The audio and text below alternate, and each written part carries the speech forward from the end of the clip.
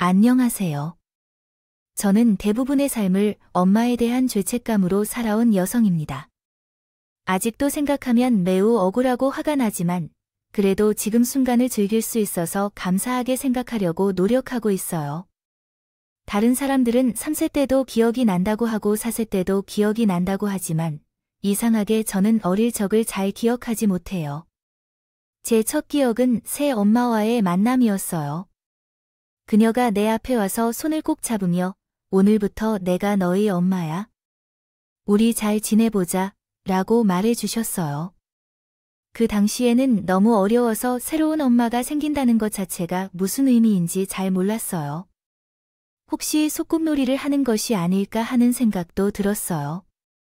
마음속에서 순수하게 받아들여졌던 것 같아요. 어딘가에 친한 모친이 있을 것 같고 지금은 잠시 연극을 하는 것 같았죠. 그 당시 거울을 볼 때마다 제 왼쪽 뺨에 큰 상처가 있었는데 그 상처도 어디서 언제 어떻게 생긴 것인지 기억조차 못했어요.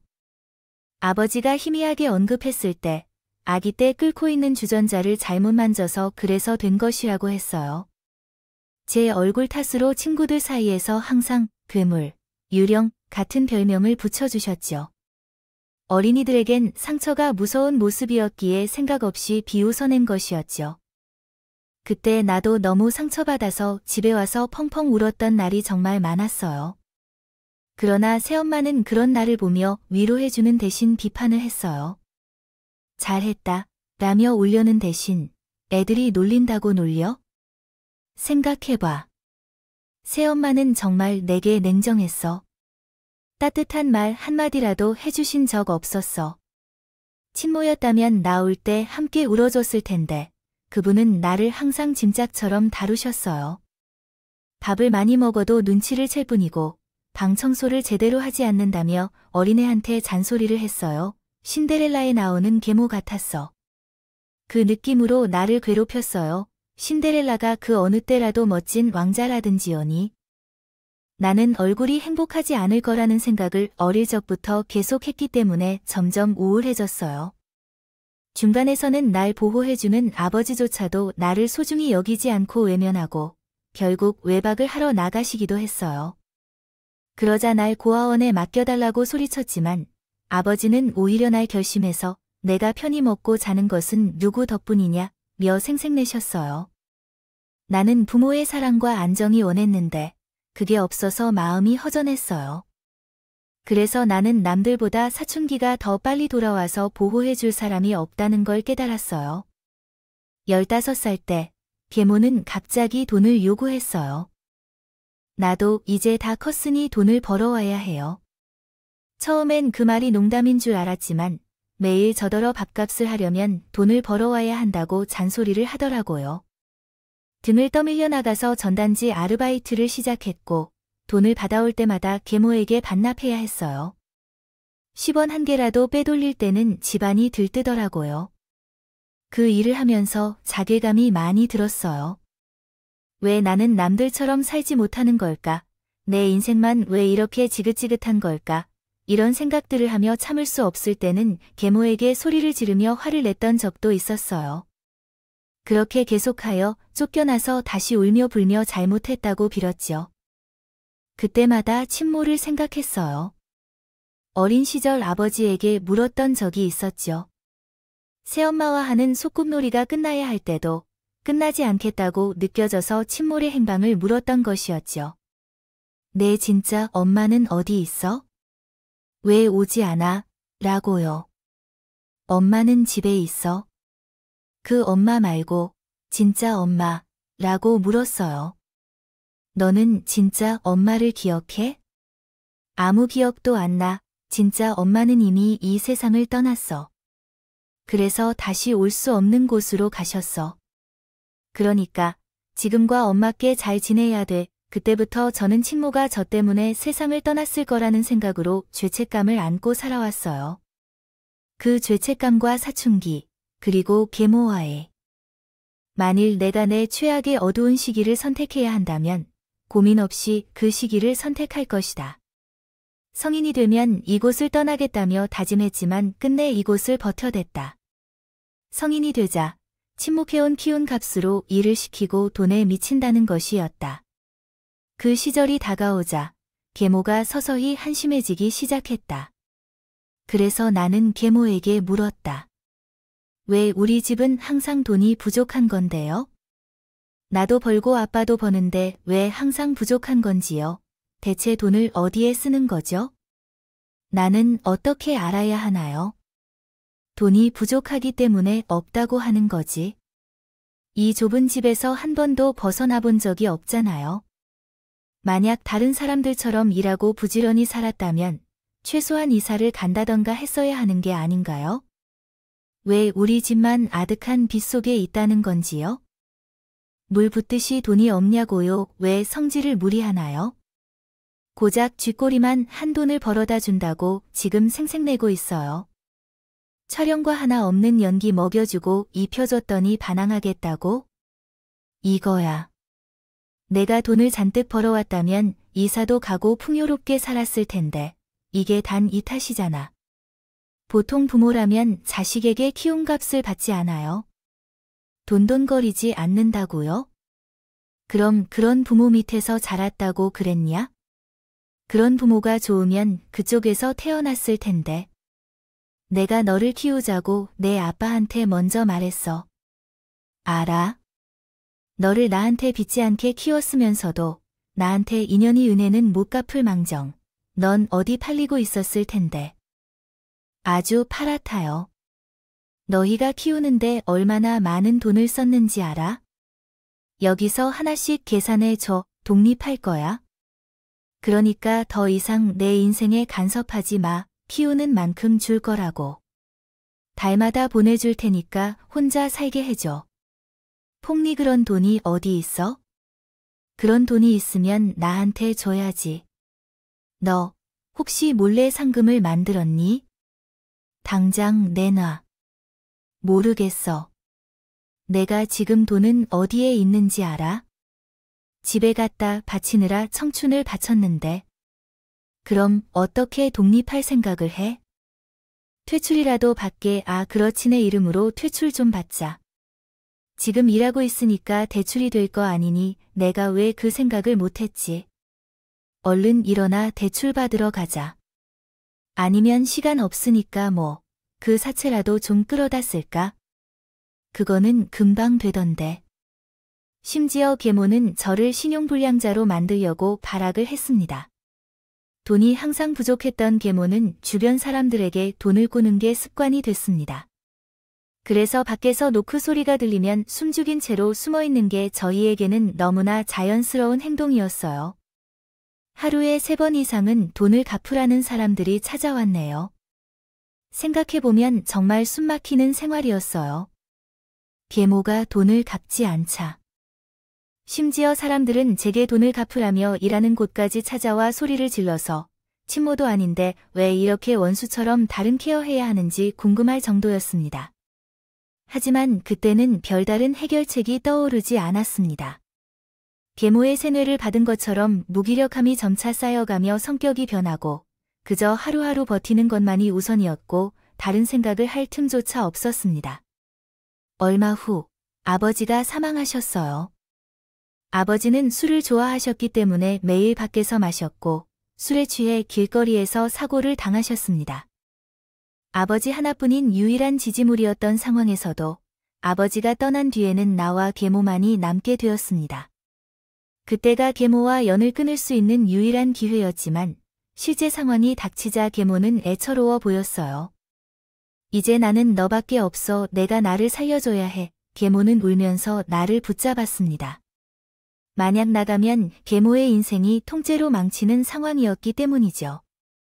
그렇지만 미웠지만 비록 피는 섞이지 않았지만 가족과 다름없는 사람이었다.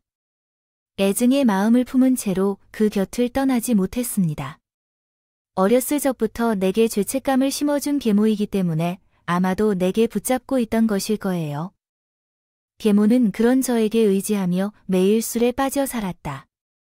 그러던 어느 날 밖에서 녹색 소리가 들린다. 당연히 숨을 죽이고 조용히 있었지만 그쪽에서 퀵 배달을 한다고 말하는 거였다. 그 말을 듣자마자 계모는 벌떡 일어나 문을 열어줬고 문을 열자마자 뒤로 물러나려 했는데 어떤 아줌마가 우리 집에 호련히 들어오자 소리를 질렀다. 내가 이럴 줄 알았다. 집에 있을 줄 알았어. 그래서 여태까지 문도 안 열어준 거야? 픽이라 하니까 바로 열어주네. 그렇게 얘기하고 나서 그 사람은 돈을 받으러 온 아줌마였다. 계모는 파리처럼 싹싹이 빌며 애원했다. 아, 내가 키가 안 좋아서 사람이 오는 줄도 몰랐네. 미안해요. 금방 갚으려고 했어. 나 그렇게 양심 없는 사람 아니야? 알잖아. 나 거짓말 못하는 거잖아. 내가 이제 거짓말이라면 환멸이 날 지경이야. 금방 갚겠다고 한 게 벌써 1년인 거 알아? 나도 그 돈 여윳돈으로 준 건데, 아니야. 우리 집 아저씨 몰래 준 건데, 그걸 아직까지 안 갚으면 어떡해? 아줌마 때문에 우리 아들 대학 등록금도 못 내면 책임질 거야? 심지어 연락까지 안 받으면 나들 어쩌라는 거야? 지금 나랑 장난해? 여기서 딱 말해. 언제 어떻게 갚을 거야? 조만간 카페에서 말하겠어. 이번엔 진짜로요. 정말로 약속할게요. 지금까지는 내 상황이 안 좋아서 어쩔 수 없이 말을 못했으나 이번에는 진짜 갚을 수 있습니다. 저번에도 그 말을 했고 일도 안 하면서 돈은 어떻게 갖고 있는지 거짓말을 하고 있습니다. 지금 사람들한테 돈을 꿔가면서 돌려막기 하고 있는 거 나는 모를 줄 알아요. 아줌마이 동네에서 소문이 쭉 퍼졌어요.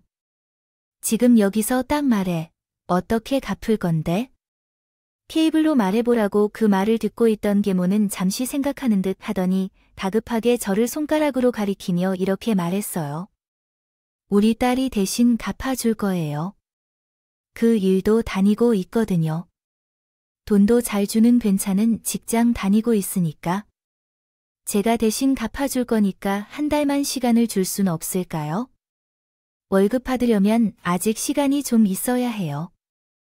곧 도망쳤어요. 저에게 미래가 없어 보이더니 어느 날 갑자기 등 돌리더니 그 이유도 몰라서 이상하게 생각해보다가 나중에 떠올려 보니까 하나씩 풀려나가더랍니다. 몇몇 번 그 일이 있다고 내 얼굴에 미소 짓는 사람도 있어. 정보야. 그때였어.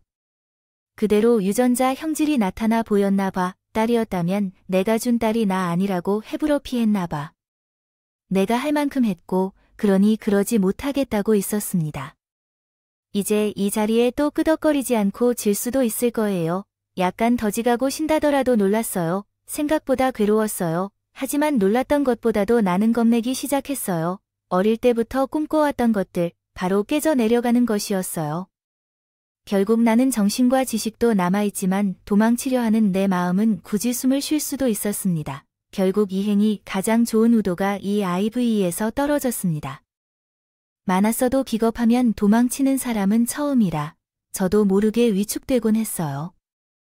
아무리 그래도 사람이 앞에 있는데 대놓고 무례한 행동을 한다는 것에 기분이 나빴어요. 어떻든 딸 덕분에 위기를 넘긴 계모는 다시 아무렇지 않게 TV를 켜서 보던 걸 계속 보며 웃곤 했어요. 그러는 모습을 보니 정말 대단하다는 생각이 들었어요.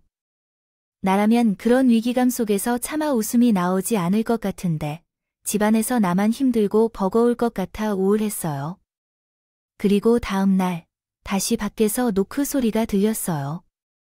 이제는 결코 열어주지 않겠다며. 계모는 손으로 입을 틀어막고 있었어요. 노크 소리가 몇 번 더 들렸습니다. 그런데 어느새 소리가 잠잠해졌어요. 일하러 가야 하는데 혹시나 밖에 있을까봐 조마조마했죠. 그래도 설마 지금까지 밖에 있겠어요 하는 마음에 살며시 문을 열고 나갔더니 아니나 다를까 어제 만난 적 없던 아줌마가 불쑥 제 앞에 나타났어요. 놀라서 비명을 지르려고 하자 그 아줌마는 다급하게 말했대요. 나 오늘 돈 받으러 온 건 아니야? 그쪽 보러 왔어요. 네, 제게요? 진짜, 저 아줌마 딸인가요? 확실해요? 그건 왜 물어봐요? 그리고 제가 일해야 해서 시간이 없어요. 친모 맞아요? 아무리 봐도 친모는 아닌 것 같은데요. 케모지, 아줌마와 무슨 관련이 있지? 사실 내가 조금 전에 들은 얘기가 있어서 말이야. 아가씨를 보고 있었을 때 소름이 돋았어. 무슨 얘기를 들으셨나요? 아는 분이 있는데 그분이 항상 사진을 가지고 다니셨어. 매일 나에게 사진을 보여주면서 딸에 대한 얘기를 해주시곤 했거든. 그런데 그 사진 속에는 정말 어린 아이가 있었어. 왜 최근에는 그 사진을 보여주지 않는지 묻자 집에 불이 났다고 아이가 사라졌다고 하셨어. 아무튼 그분이 보여준 사진 속 아이의 눈썹 위에 큰 점이 있었어. 그런데 어제 그 아가씨의 얼굴을 자세히 보니 같은 위치에 점이 있더라고. 또한 눈매도 그랬고 눈매도 그랬고 내가 보기엔 똑같아 보였어. 그래서 사진을 다시 확인해 보는 중이야. 제가 궁금해서 뒤를 쫓다 나왔던 거예요. 아, 다시 보아도 마찬가지네요. 그런데 그 뺨에 있는 흉터는 뭐죠? 혹시 화상 흉터인가요? 제가 알기로는 어릴 때 주전자를 잘못 만져서 이렇게 된 것 같아요. 집에 불이 난 적은 없고 그건 잘 모르겠어요. 아니, 제가 이 집안 사정은 잘 몰라요. 하지만 이 집 아주머니가 딸에 대한 얘기를 한 적이 단 한 번도 없었거든. 보통은 딸을 자랑하고 자식 얘기를 많이 하잖아요. 그런 일이 일절 없었으니까 그래서 나는 자식이 없는 줄 알았어요. 그런데 어제 갑자기 딸이 있다고 하더라고요. 돈을 대신 갚아준다며. 예사롭지 않은 집안 사정이 있겠군요. 생각은 했지만요. 혹시 더 큰 사연이 있는지 궁금해서 말인데요. 혹시 팔등에 상처가 있었을까요? 어떻게 대처했나요? 알고 계신 분이 말씀하셨는데요. 아이를 키울 때 한 번 눈을 뗀 사이에 아이가 식탁 위에 있는 물건을 잘못 만져서 팔등에 큰 상처를 입은 적이 있었다고 하더라고요. 그때 정말 가슴이 찢어지는 듯한 아픔을 느꼈고 아직도 눈물이 고이는 채로 말씀하시는데요. 지금 이야기하는 그 아이가 제가 생각하는 저란 말이 안 맞지 않아요. 그 아이는 집이 불이 나서 세상을 떠난 것으로 알고 있어요. 소식을 듣니 아이의 흔적을 찾을 수 없다는 얘기를 들었어요. 모든 것이 다 타버려서 찾을 수도 없었다고 하더라고요. 그래서 전 그렇게 생각한 거예요. 흔적을 찾지 못했다면 어딘가에서 살아있는 거 아닐까요? 라고 했지만 그럴 일은 없다고 말씀하셨지만 혹시 몰라요. 제 어머니는 제가 태어난 후 돌아가셨다고 들었어요. 제 어머니는 이미 세상 사람이 아니라고 하셨어요. 그것은 확실해요. 아버지께서도 분명히 말씀하셨어요. 그렇군요. 그러면 아닌가요, 아가씨? 그의 사진을 봤을 때 겹쳐 보이더라고 해서 소름 끼치고 그분께 달려가 말씀드렸더니 아가씨를 궁금해 하신다고 하셨어요. 제 생각에는 아닌 것 같아요. 그래도 혹시 모르니까 그 사장님과 한번 만나보는 것이 어떨까요? 사장님께서 계시죠.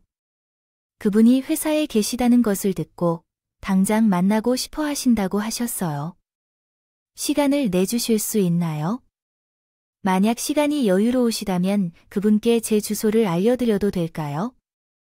그렇게는 안 된다면 큰일 날 것 같아요. 제가 전화 걸어서 연락을 드릴 수 있습니다. 아줌마가 제게 꼭 연락해달라며 전화번호를 하나 줬어요. 그 전화번호를 받자마자 한참을 고민했어요.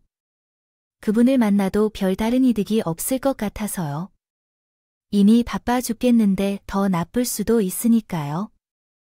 제로에 가까운 친모일 가능성을 가진 그분을 만나서 어떻게 대처해야 할지 그때까지 말이 안 된다고 생각했어요. 돌아가신 친모가 살아있을 리 없기 때문에 평생 제때로 돌아가셨다고 생각하며 살았거든요.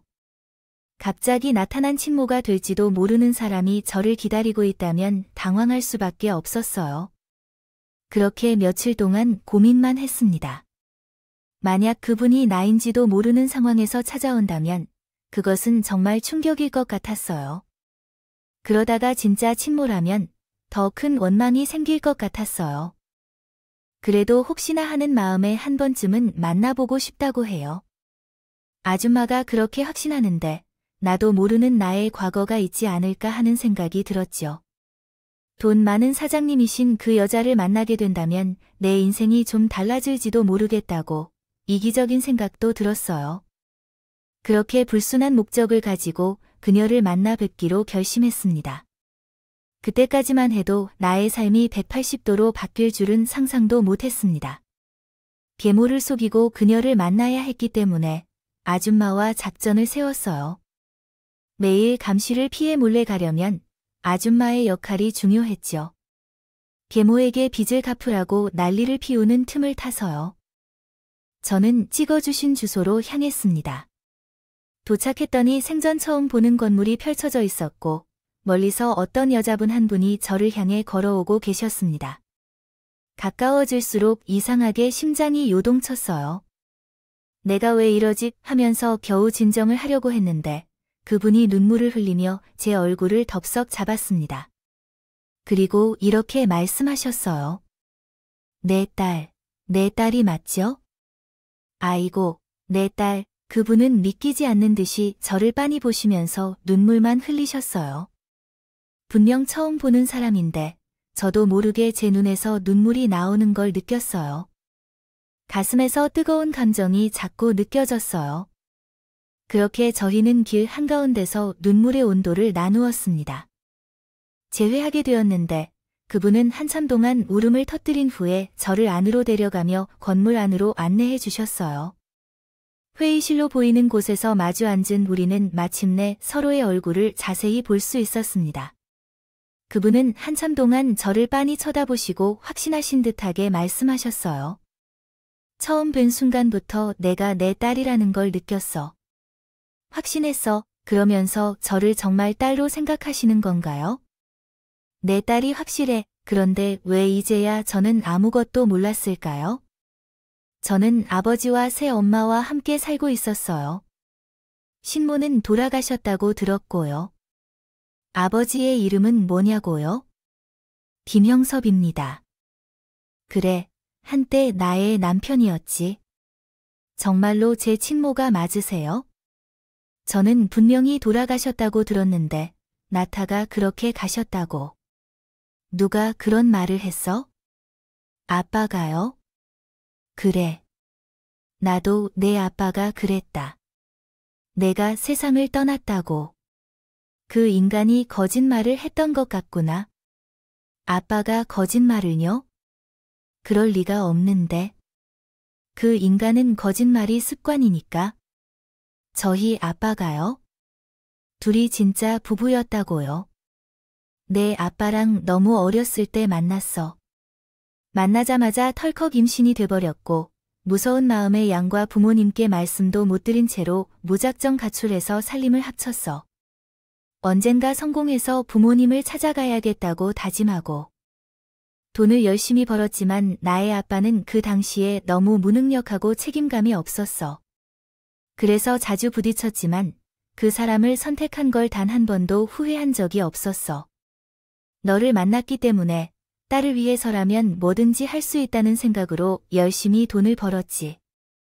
그리고 사건이 터진 그날, 나의 아빠는 널 돌보겠다고 집에 있었고 나는 급히 아침을 챙겨주고 일하러 집을 나섰어. 잠시 후에 우리 집에서 불이 났다는 소식을 듣고 정신없이 집으로 돌아왔어. 판자촌 탄탄방에서 살았기 때문에 작은 불이 삽시간에 퍼져 이미 때는 놓쳤다고 하더라구나. 우리 집은 안에 있는 줄 알았는데 살려달라고 고함을 질렀다. 아빠는 술을 마시러 밖에 나갔다. 나 혼자 아이를 둔 채로 밖에 나가서 찾았는데 불길 속에서 너를 구하려 애썼지만 찾지 못했다. 결국 실신한 채로 병원에 실려가 불을 끄는데 하루를 다 썼다고 한다. 시신마저 찾을 수 없을 정도로 끔찍한 상황이었다는 이야기를 듣고 다시 한번 실감했다.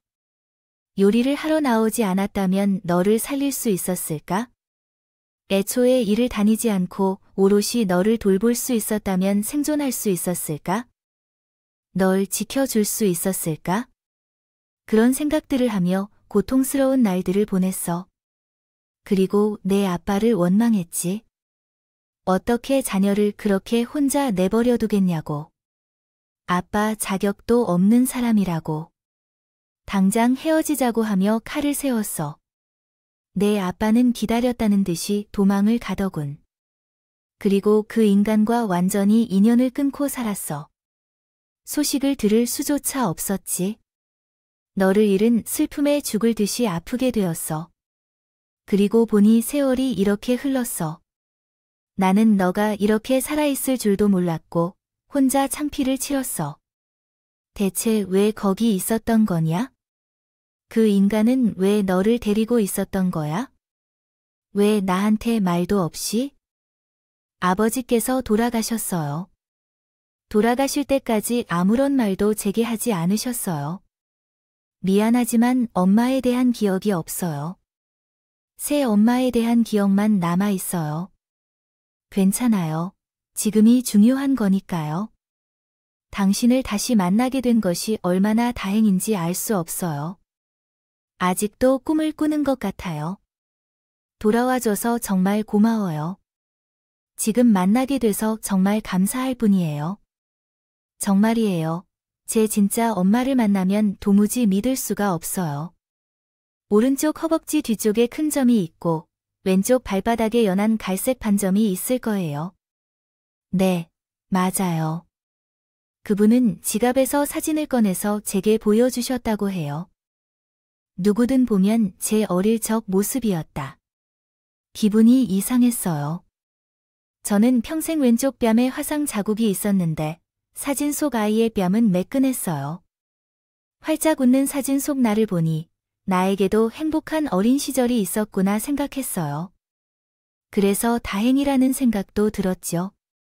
친모는 사진과 내 얼굴을 비교하며 다시 한번 눈물을 흘리시더라고요. 우리 예쁜 딸, 뺨이 왜 이렇게 됐어? 그날 집에 불이 났을 때 때문이야. 주전자를 잘못 만져서 된 거야. 아빠가 말해줬어요. 아니야, 그런 일 없어. 주전자 만진 적 단 한 번도 없어. 그럼 나는 이제까지 잘못 생각했던 건가요? 그럼 가족들이 다 속여왔던 건가요? 거든요. 믿기지 않았어요. 제게는 따뜻한 사람들은 아니었지만 그럼에도 불구하고 진실된 가족들로서 믿고 살았거든요. 그래서 그들을 이해하려고 노력했고 불쌍하다고 생각하며 살았어요. 반복해서 그분께 제 출생과 자란 환경에 대해 물어봤죠. 신기하게도 그분과 대화를 나누면서 어렴풋이 어린 시절이 기억이 나는 것 같았어요. 계곡에 가서 사진을 찍었던 일, 수박을 먹었던 일, 놀이동산에 가서 회전기구를 탔던 일 등 그때 냄새와 감정, 소리들이 기억이 났죠. 그때의 포근한 기억들이 떠올라서 문득 제 현실이 초라하게 느껴졌어요. 저를 이용만 하는 계모 밑에서 돈만 갚는 동안에도 살고 있는 나 자신의 모습이 한심하게 느껴졌어요. 그때까지도 그분의 말을 온전히 믿을 수가 없어서 계모에게 직접 이야기를 듣고 싶었습니다. 그래서 자리를 마무리 지으며 집으로 가고 싶어서 계모는 이미 술에 취한 상태였고 나를 보자마자 소리를 지르더라고. 어디 갔다가 이제 와. 일정이 있었어요? 일정이 어디 있어 일점. 내게 아주 웃기고 자빠졌네. 나는 내 맘대로 어디 갔다 올지도 못해요. 내가 말했지. 나가도 될까? 내게 곁에 있는 난 너의 소유라고 치모인지도 못하는 상황에서 너 지금 뭐라 그랬어? 엄밀히 따지면 친엄마도 아니잖아요. 그리고 그쪽이 나를 위해 모순을 제기했는데 그래? 그래요. 야, 지금 엄마한테 그쪽이라고 언급했어? 그리고 내가 여태껏 너에게 할 수 없었던 게 뭐야? 뭔데? 내가 나에게 오랫동안 거짓말을 해왔다는 게 사실이야. 내가 뭐라고? 우리 엄마가 돌아가셨다는 사실 때문에 내 화상 자국이 생겼다는 건 다 거짓말이야. 그런 거짓말은 아니야. 나에게는 엄마가 돌아가신 이유와 화상이 주전자 때문에 생겼다는 게 다 진실이야. 뭐가 그렇게 뭐라 말해? 나는 이제 진실을 알고 싶어. 그러니까 이제 말해 주실 때야. 그래서 말해줘. 엄마가 돌아가신 이유를 왜 모르게 했는지, 알았던 친구가 살아 계신 건지 말해주세요. 하지만 만취한 계모는 그 정신을 못 차리고 갑자기 깔깔웃기 시작했어요. 그 모습이 얼마나 흉측하게 보였던지 소름이 돋았어요. 계모는 취중진담을 눈이 풀린 상태로 내뱉기 시작했어요.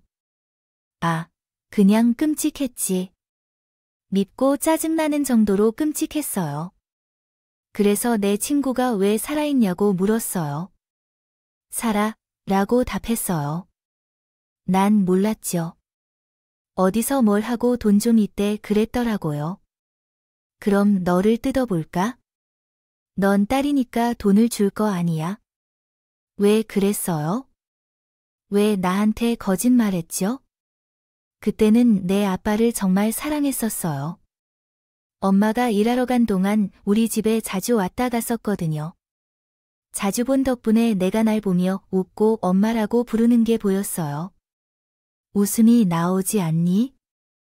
불륜을 저질러는 여자에게 엄마라고 하고 앉아있는 게 너도 참 어릴 때는 착했었어.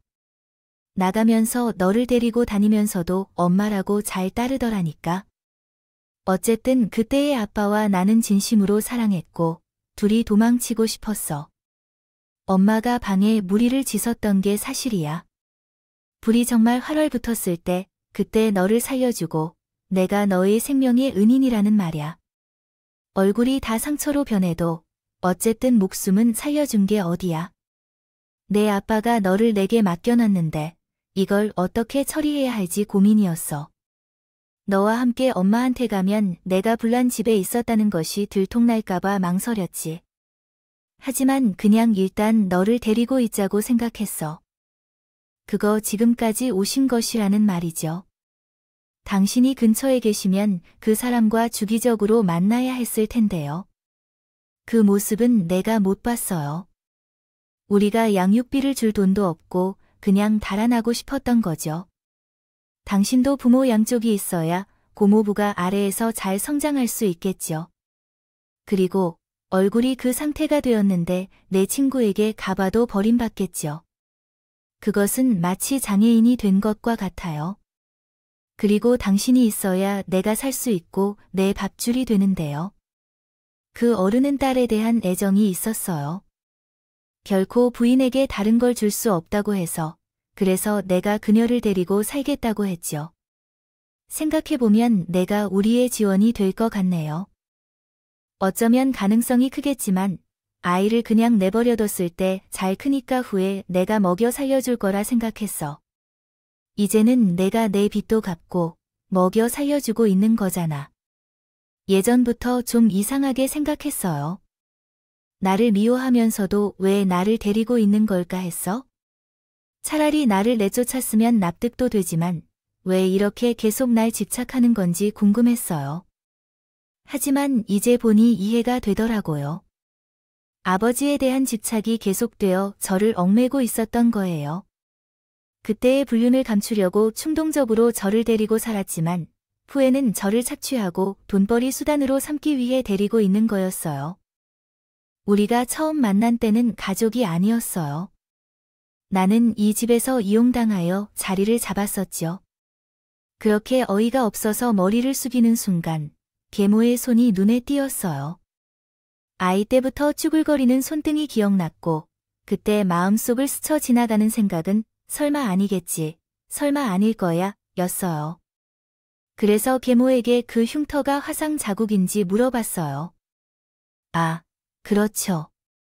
참, 그 흉터에는 많은 이야기가 담겨 있어요. 너와 나만 있는 집에서 담배를 피려고 라이터를 찾아보다가 가스불을 켜고 담배불을 붙이려 하다가 옆에 있던 전이 불에 타버렸네요. 그리고 그것이 나무 도마에 붙어버리고 또한 앞치마에 붙어버렸어요. 그때 불을 끄려고 얼마나 노력했는지 몰라요. 안 물을 뿌리고 이불로 덮어봤지만 불길이 커져서 꺼지지 않았어요. 한순간에 활활불이 타오르는데 그때 정말 머릿속이 하얗게 되어 얼마나 당황했는지 몰라요. 그래서 애초에 불을 낸 사람이 그쪽이라는 말이에요. 우리 친모가 아니라 당신이었던 거예요. 참 순식간이었지만 그래도 꽤 순발력이 있었어요. 재빨리 도망쳐 나왔으니 낯빛은 엉망이 되었지만 어떡해요. 속상한 건 내 탓은 아니에요. 부주의해서 그런 상황이 벌어졌지만 그는 지경이 되어 버린 거지였다. 그래서 모든 것이 걔 탓이었다고 생각했어. 내 얼굴이 지경이 되었다고 해도 계모 밑에서 힘들게 살아온 것도 돈에 쪼들려 초라하게 살아온 것도 모두 걔 탓이라고 생각했어. 응, 근데 술 더 없냐? 더 사와서. 이거 술이 사람을 너무 가요하고 인생을 완전히 망치고 나 자신이 망쳤다고 생각했어. 나 스스로 망친 거지. 정말. 그래서 그딴 부모 밑에서 태어나서 왜 나한테 지랄이야 이러고. 좋아. 술 좀 더 사와서 그리고 근처에 해장국 가면서 해장국도 하나 싸와. 천벌 받을 여자 뭐. 천벌? 엄마에게 못하는 소리가 뭐가 있어? 술 취했다고 막말하냐 당신같이 한심한 여자를 그래도. 엄마라고 생각했어. 표현이 서투르지만 언젠가 내 마음을 이해해 줄 거야. 그래도 단둘이 남았으니까 내가 잘해야겠지. 미우나 고나는 나의 가족이니까 챙겨야겠다. 이딴 생각을 하면서도 버텨내왔어. 그러나 당신은 나를 가족으로 생각하지 않고 소유물처럼 적어도 미안하다는 한마디라도 없었어. 어디서 어떤 양심을 팔아먹었길래 지금까지 나를 이용하고 있는 거니? 내가 나를 노예처럼 다루고 있었는데 내게 단 한 번도 미안하다는 말이 없었어. 말이 좀 짧고 건방지지만 짧다면 어떻게 해야 할지 알아?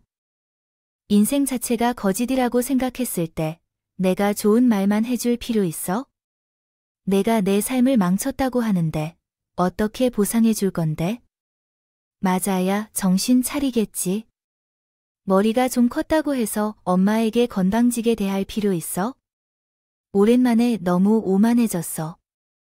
곰곰이 생각하면 엄마는 분노했지만 술에 취해 비틀거리더라. 그런 다음 나에게나 달려들었어요. 그래서 전 격렬한 싸움을 벌였습니다. 어릴 적에는 엄마 말을 듣고 공부했지만 이젠 그러지 않았어요. 엄마는 술 냄새를 풍며 울부짖었어요. 내가 이제 어떻게 할 거야? 그리고 잠시 후 밖에서 문을 노크하는 소리가 들렸습니다. 그 소리를 듣자마자 계모가 합주기가 되었고 조용히 앉았습니다. 현관문을 열려고 할 때 계모는 제 팔을 잡고 속삭였어요. 야, 뭐 하는 짓이야?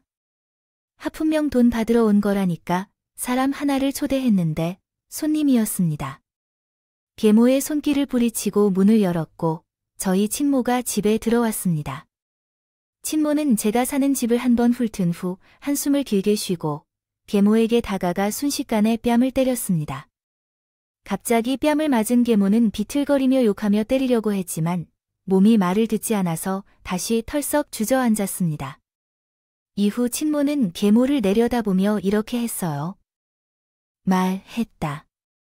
만일 도둑질했다면 온전히 키워라도 하는데 이런 식으로 살 거면 왜 내 딸을 가져갔니? 아, 그 분이 친모라는 건가? 우리 딸을 낳아준 친모가? 어디서 나타났다는 거야, 이제? 정말 뻔뻔한 애 남편을 빼앗아간 것은 그렇다 쳐도 딸을 빼앗아간 것은 용서할 수 없어. 남의 딸을 왜 키우러 데려갔냐고. 그러니 감사해야 하는 게 아닌가? 그 분이 탈고 있던 호옥을 내가 대신 없애준 거잖아. 뭐라고? 정말 웃겨. 더 이상 말을 섞지 않겠다. 그리고 내 딸을 한 번 더 건드리면 내 손에서 죽을 줄 아세요. 딸은 내가 지금 당장 데려갈 거야. 누구 맘대로 내 딸을 왜 내가 데려가려 하는지 나는 우리 딸을 절대 내줄 수 없어. 만약 정말로 데려가려 한다면 여태껏 내가 키워준 대가로 내놓고 가야 해. 딸이 나한테 갚지 못한 빚을 내가 대신 갚아야 해. 네 딸이 도둑냥 주지 아주 당당한데 그리고 제대로 키우지도 못했는데 나한테 돈을 요구하다니. 오히려 상황이 그쪽이 나에게 보상을 해야 할 것 같은데 그것을 모르는 건지. 내가 목숨을 걸고 내 인생을 망하게 만들어줄 테니까 각오해. 내가 너와 내 딸 인생을 망치는 만큼 너도 한 번쯤은 그런 상황을 맞이하게 될 거야. 진모는 얼른 짐을 싸라고 했어요. 그동안 그리고 계모는 저를 계속 조롱했어. 따라다니며 짐을 못 싸게 방해했죠. 계모는 아직도 술이 덜 깼는지 저에게 착 달라붙어서 귓속말을 했어요. 난 떠날 거야. 난 없으면 안 되는 거 알잖아. 안 갈 거야? 응, 이건 아니야. 절대 못 나, 절대로 너를 포기하지 않아. 그러니까 가지 마. 거기 가면 너 큰일 날 거야. 내가 내 엄마잖아. 엄마 곁에 있어야 해. 겨우 계모를 떼어내고 짐을 싸고 차를 탔어. 그리고 친모와의 생활이 시작되었어요. 그때까지만 해도 이 선택이 맞나 의심이 들었어요. 아마도 계모 밑에서 오랜 시간을 지내면서 세뇌를 당했기 때문에 그 생활을 벗어나는 게 쉽지 않았던 것 같아요. 진모는 저에게 아무것도 바라지 않는 것 같았어요. 없이 곁에만 있어 달라고 부탁했어요. 내게 해주고 싶은 게 참 많았어, 엄마. 곁에 있어 주기만 한다면 더 이상 바랄 게 없어. 그리고 이 얼굴은 엄마가 고쳐줄게. 병원 같이 가보자. 화상 흉터를 없앨 수도 있는 수술이 있다는 걸 전에 처음 알았어요. 친모를 따라 병원에 간 나는 바로 치료를 받게 됐고 날이 갈수록 좋아졌어요. 예전에는 거울을 보는 걸 원래 끔찍할 정도로 싫어했는데 이제는 거울을 보는 게 행복해졌네요. 웃는 날도 많아졌고 세상을 바라보는 시각도 많이 달라졌음을 느꼈어요. 나를 온전히 사랑해주는 단 하나의 등장으로 인해 인생이 이렇게 바뀔 줄은 몰랐어요. 처음에는 엄마라는 말이 입에서 잘 떨어지지 않았지만 그것 또한 익숙해지니 금방 입에 붙게 되었어요. 엄마라는 말을 마음 편하게 불러보는 것이 이토록 행복한 일일 줄은 상상도 못했어요. 눈물이 나왔어요. 그 이후로 계모는 끊임없이 저에게 연락을 했죠. 한 번만 전화를 받아주라고 사정하기도 하고 어떻게든 알아내서 직접 찾아와도 했습니다. 제가 계모의 전략을 알고 있었어요. 불쌍한 척하면서 너밖에 없어 고 매달리겠지요. 그러면 다시 제 마음이 약해져서 계모를 받아들이겠지요. 하지만 이제는 다르게 했어요. 그 여자와의 관계를 여기서 끝내고 싶었고 제 잃어버린 인생을 보상받고 싶었습니다. 그래서 모든 일을 엄마에게 맡겼어요. 엄마는 그 여자에게 벌을 주고 싶다고 했어요. 그래서 엄마는 계모에게 전화를 걸어서 경고했습니다. 내가 돈 벌어온 것들이 얼마나 되는지 알아야 해. 사람들을 다 모아서 고소할 거니까. 그런 줄 알아. 그리고 내 딸을 납치하고 착취한 것들을 전부 증거를 모아서 고소할 거니까. 콩밥 먹을 준비해. 빠져나갈 틈은 없을 거야. 전화기 너머로 계모가 말하는 목소리가 들렸어요. 그래도 인생의 대부분을 그 여자와 함께 살았지만 전혀 신경 쓰이지 않았어요. 가만히 손을 놓고 보기만 했습니다. 어쩌면 계모의 횡포를 멈추기에 지금이 좋은 기회가 아닌가 싶기도 해요. 매일 술을 마시고 돈을 끌어다니고요. 도박하러 다니는 계모의 모습만 봐도 한숨이 푹푹 나왔어요. 그 사람과 한때는 가족이었다는 것이 너무 힘들고 수치스러웠어요. 이제는 그런 악의 굴레를 끊어내는 것이 현명하다고 생각했습니다. 계모는 저에게 끊임없이 문자를 보냈어요. 정말 애절하게 달랐어요.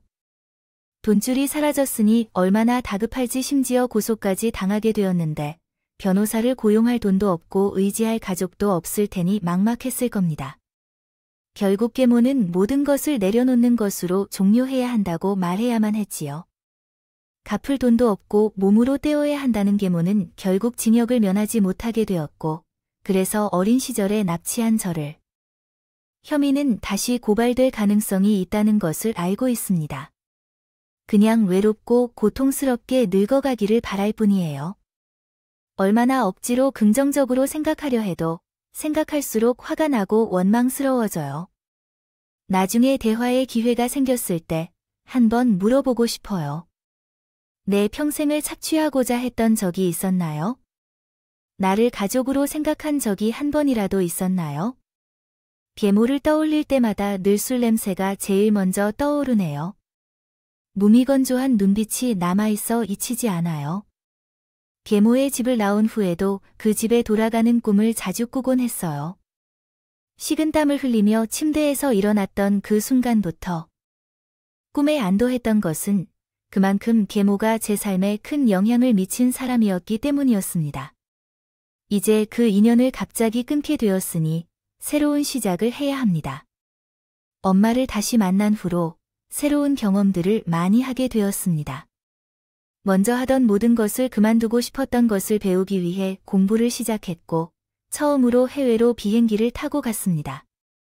엄마와 함께하는 해외여행을 통해 서로에 대해 더 잘 알아가게 되었고 엄마가 어떻게 살아왔는지 알게 되었습니다.